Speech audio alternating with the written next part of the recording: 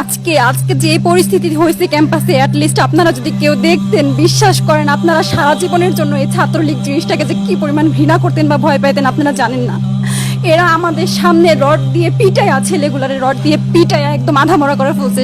তারা এসে আমাদের পেছনে লুকাইছে, আমাদের বোরকার পেছনে, আমাদের ওড়নার পেছনে লুকায় বলে, আপু আমাদের একটু লুকায় রাখেন, আমাদের ওরা মাইরা ফেলবে, আমাদের বাঁচান আপু বাঁচান। আমরা তাদের ওড়না দিয়ে বোরকা দিয়ে লুকায় রাখছি, সেইখান থেকে আমাদের ধাক্কা দিয়ে ফেলে দিয়ে তাদের বের করে আবার মাথায় রড দিয়ে মারছে। এমন অবস্থা। এবং তারা আমাদের ক্যাম্পাসের পরিচিত মুখ, আমরা চিনি তাদের, তারা এই অবস্থা করছে, রাস্তায় একদম শোয়াই ফেলছে।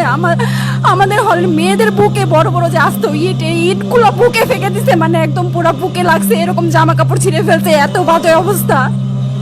অথচ আমার ব্যাচমেট, আমরা যাদের সাথে ক্লাস করি, একসাথে বসি, আমি তাদের একটা কথা বলতে দেখি না এগুলো নিয়ে, একটা কথা না। এবং তাদের নিউজ ফিডে গেলে দেখবেন তারা এখন এগুলাই সাপোর্ট করে যাইতেছে। কিচ্ছু বলার নাই। আমি কেমনে যাই এই মানুষগুলোর সাথে এত বছর ক্লাস করছি, বা আমি আরো 6টা মাস কিভাবে ক্লাস করবো আমি জানি না, আমি সত্যিই জানি না।